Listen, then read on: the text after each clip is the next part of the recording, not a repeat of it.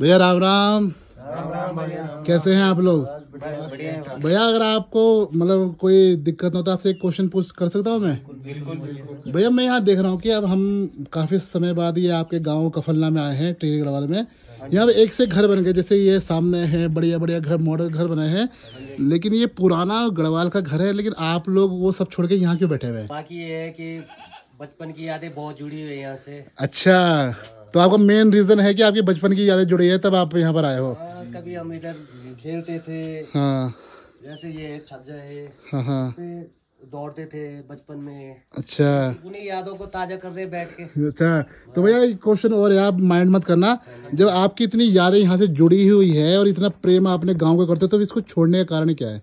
छोड़ने का कारण भैया यही है कि अब यहाँ सुविधाएं कम रहना है। नहीं चाहता अब गाँव में। हाँ, वही मैं पूछना चाहता हूँ ना। गाँव में अब साधन नहीं है हमारे पास। पहले रोड नहीं थी, अब रोड आई है। तब तक लोग गाँव से चले गए। बिल्कुल देर हो गई, मतलब कहीं ना कहीं देर हो गई। हाँ जी।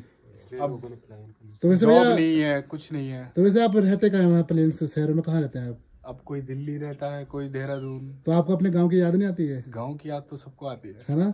सबको गाँव की याद आती है। बिल्कुल बिल्कुल। और वही याद आपने यहाँ पे ताजा करने आ रखे हैं बचपन की यादें। बिल्कुल बिल्कुल। तो अच्छा भैया, जब कभी आपको मान लो ऐसा होता हो कि गांव की ज्यादा याद आ गई, तब क्या करते हैं आप शहरों में? शहरों में हम क्या कर सकते हैं, गांव वालों को फोन कर लिया। अच्छा, गांव में फोन कर लिया। हमारी वीडियो बनाए रहती हैं, उनको देखते हैं। देख लेते वीडियो हैं। में देखते हो? याद ताजा हो जाती है। हम भी भैया इस शहरों से इसीलिए यहाँ पर आए हैं कि आपका गांव हमको इतना अच्छा लगता है कि गांव अब सिर्फ किताबों में रह गया है ना? गांव खुद एक शहर बन चुका है, लेकिन अभी भी जहाँ ऐसी चीजें जीवित है वहाँ पर आप जैसे भैया लोग है ना, जो इसको याद करने देखने तो आ गए हो। तो भैया उनके लिए क्या मैसेज देना चाहोगे जो गाँव छोड़ रहे हैं, गाँव की तरफ आना नहीं चाहते? उनके लिए क्या कुछ कहना चाहोगे? बिल्कुल कहना चाहेंगे भैया, आने चाहिए गाँव की तरफ। एक ना एक बार तो आना चाहिए। महीने साल में एक बार अपना पुराना घर देखने आना चाहिए। बिल्कुल बिल्कुल। जब से कोरोना आया था तब से बहुत मकान बन गए गढ़वाल में। जी जी। क्योंकि लास्ट में आना यही है, जाना कहीं नहीं, यही आना है लास्ट में।